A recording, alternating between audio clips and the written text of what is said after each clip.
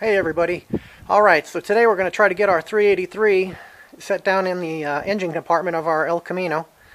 That way we can, start hooking up wiring and all that good stuff. Put the headers on it, try to get the exhaust figured out.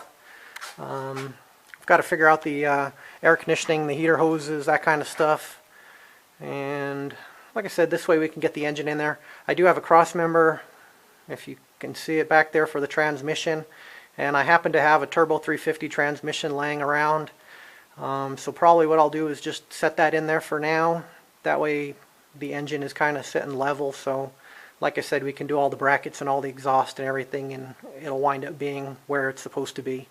So anyways, let me get the engine hoist ready, and I'll go ahead and start putting this engine in, and I'll come back in when I got a little progress. Alright, so there it is. It's on the hoist. Just got to get it up a little bit higher. Of course, I got to open the hood the rest of the way. I guess that would probably help too. Everything should clear. I may have to go up a little bit higher with the lift. I think the legs of the engine hoist will slide underneath there. So anyways, let me get going here and see if this works out. I'll come back with you in just a bit. Alright, so got the engine in there, and now it is painfully apparent why I want to put that transmission in. As you can see, it is sitting very, very canted. But anyways, like I said, it's in there. We got the motor mount bolts in. Not too big of a deal getting it in, so I'm going to get the transmission on the jack and get this thing up in the air and slide the transmission in.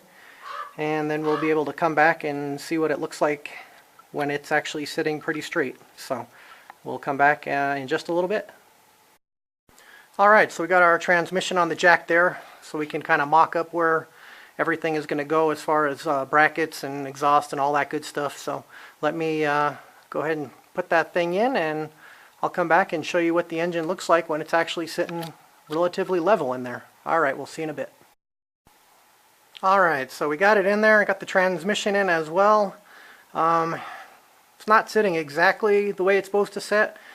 The cross member, or not the cross member, the transmission mount that I got is not the right one, so it's sitting probably about 2 inches, 2.5 inches lower on the back than it's actually going to sit.